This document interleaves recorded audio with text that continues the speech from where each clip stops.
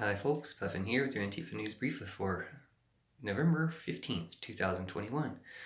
This one's about hackers, and I don't know much about hackers.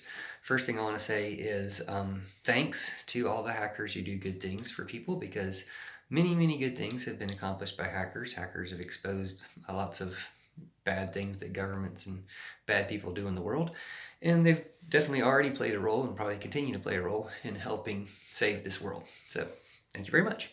Um, that being said, I don't really know much about the details of these two news stories that I have for you. Well, really just one news story and one kind of news story, and then some speculation that I have for you today. The news story is that a hacker hacked into the FBI database or whatever, or at least they're saying a hacker did this. I guess it could have just been, somebody at the FBI, or it could all just be a red herring or something. Anyway, a an email was sent out to 100,000 accounts on in an FBI list, and the email was cryptic and didn't make any sense according to the article. But they didn't bother telling us what it was, which I thought was kind of odd. I thought, well, you can crowdsource what this information might be. If it doesn't make any sense, maybe people could tell you how it does make sense, or crack the code of what the email was. If you let people know, 100,000 people already know because they got the email. But I just thought it was kind of weird that the article didn't mention the content of the email, just because I was curious and figured other people would be curious. And if it was a mystery to them what it meant, then maybe, again, crowdsourcing it, a lot of different perspectives on it would figure it out. Or, people would have an option to respond to it besides just the 100,000 email accounts, whether anybody read it or not, that received the email. Anyway, don't know what the email said. They had some references about a certain hacker and some legal stuff, news story that had happened recently. But so look that up for details on that. What was interesting to me about it was that it happened yesterday, in November 14th. And yesterday I also noticed I'm in some live chats, or I'll visit sometimes some live chats on YouTube, mostly to argue with Trumpers, because that's mostly who's in there. QAnon terrorist cells, doing their QAnon propaganda, trying to keep people from getting the virus, trying to keep people from getting the vaccine, trying to spread the virus. The whole Trump, Putin, Bolsonaro, Zuckerberg plan. They all say the exact same stuff. So I've argued with them before. I always get censored. They always have free reign to spread lies. So it kind of makes you wonder about YouTube itself, or at least the moderators of these chats. So I'm in like the White House chat, Earth TV White House chat is always packed with Trump terrorists, or it was. Now it's not so much, but they're still in there.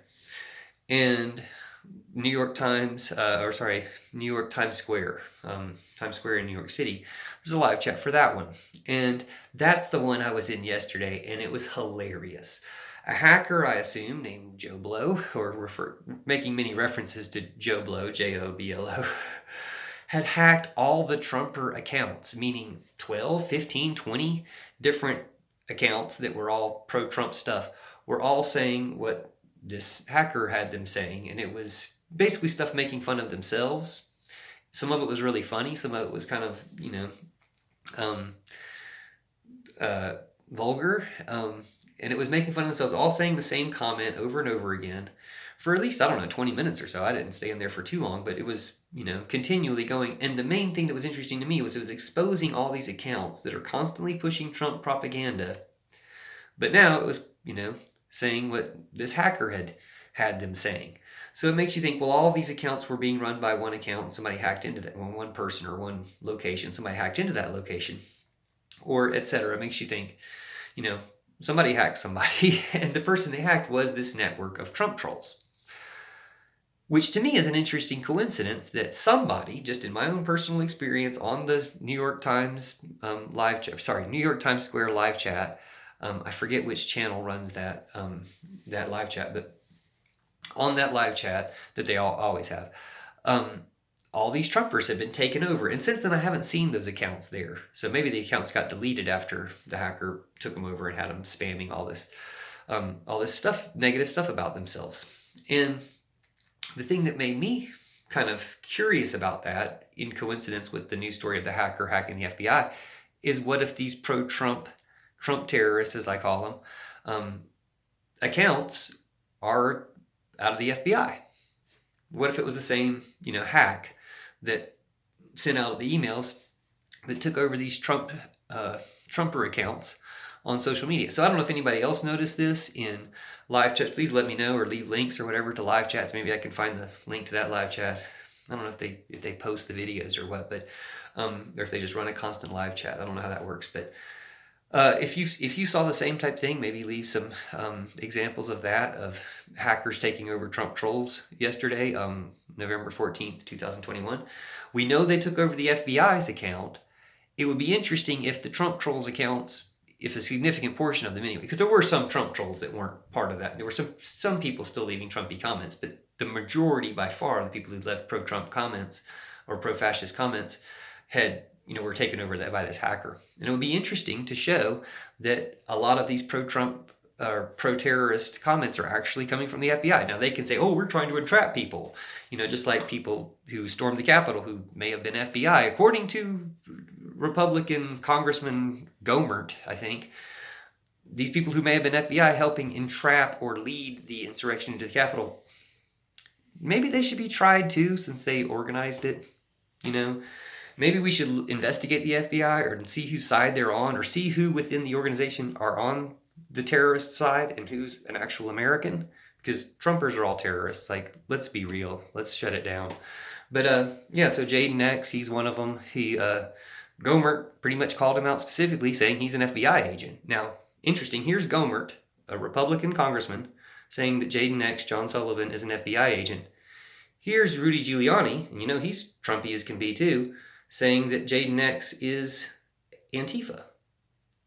Now, Jaden X is enjoying both of these claims. I think he might be Rudy Giuliani's boyfriend. That's again just a speculation. He might be Rudy Giuliani's boyfriend. He wears a collar. I can imagine him kind of walking him on a leash. Anyway, I've also heard, again, speculation because I haven't confirmed this, that John Sullivan, Jaden X's dad, was retired, meaning forced to retire from the U.S. Air Force for selling nuclear fuses to Taiwan. Don't know about that, just heard it.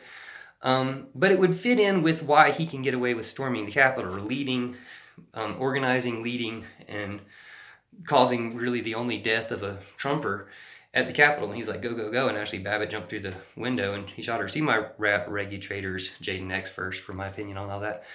But when he did that, and he's not in jail, he's out making YouTube videos still, maybe on house arrest, but he's free in Utah. And his brother's, giving interviews to Alex Jones.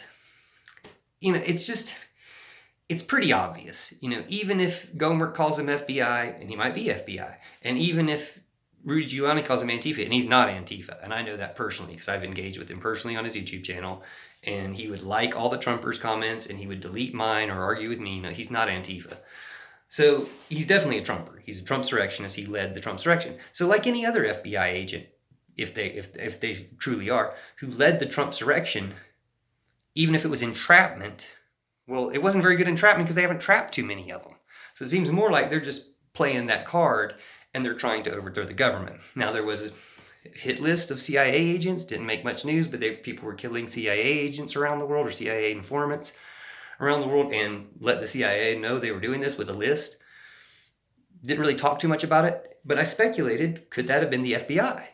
We have to look into this, investigate the FBI, maybe investigate the CIA too, but we need some real transparency and oversight in this situation, especially when you have these forces trying to take over our government. I thought it was ridiculous hearing the media say the other day, what can Joe Biden and the Democrats and some moderate Republicans do to stop Trump? They don't have many options.